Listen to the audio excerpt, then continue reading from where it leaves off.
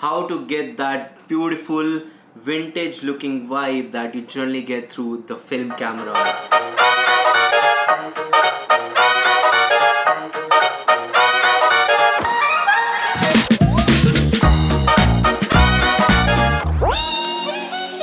That is actually pretty interesting because a lot of people use it for your Instagram vibe when you come to aesthetics, because that can also be used as a luxury thing, and that film look is quite into the trend right now. So I'm going to show you easy and quick tips, also quite good features in Adobe Lightroom that I'm currently hooked up to, that has made my editing process more simpler and way easy. So let's dive into it. So this is the image that I took in one of the places in Dubai itself. This place is called Riverland. The area inside is so European. You have the European vibe, you have the Indian vibe, so there are like multiple sections, but here I'm gonna put some vintage vibe to it because it really gives me a different look itself. First of all, we're gonna do our basic adjustments, do up some coloring adjustments and vibrance and saturation, bring up the colors a little bit.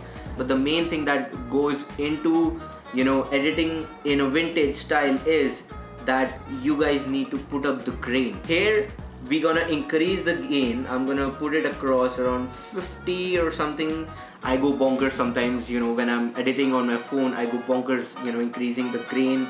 The size does matter and the roughness. I'm gonna increase a little bit around 40, 43, 45 because I need to show that grainy part, and the roughness a little bit more. Here's the best part about this AI system. So what I'm gonna do is I'm gonna go into masking mode, and I'm gonna select, I'm gonna go in the linear gradient because I wanna select the sky up from top. I'm gonna drag it down over here. Now I see like the wheel is all into the selection part. What will I do is I'll go into this subtract mode and I'll select and I'll choose select subject. Now what it does is, this one literally, the AI is so perfect. Adobe has literally gone into and thinking over how they can simplify the editing process. Now the sky and the little bit part, the gradient is all selected. I can even move it up and down as well. If you see over here, it's pretty good.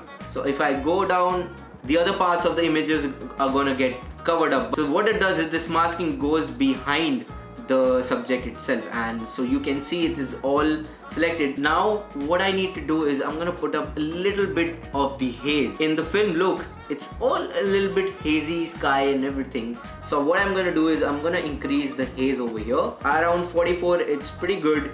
And if I come up over here, I'm gonna increase the brightness a little bit, and I'm gonna increase the tint towards a little bit of the warmish tone, and that's I guess more about it. And over here I'm gonna put up a little bit of the saturation.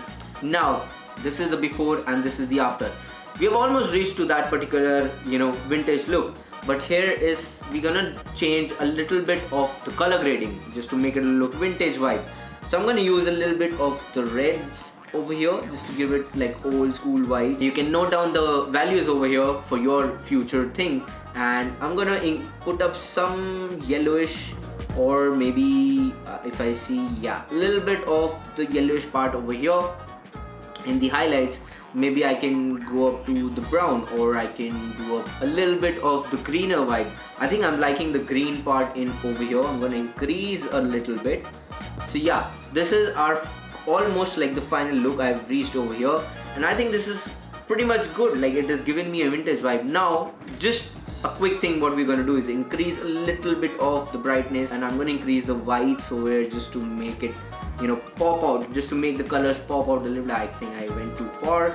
Yeah, so I think that's like the image what we are looking out for. Here's the before and here's the after. One more thing, you can give it a little bit of the dramatic feel.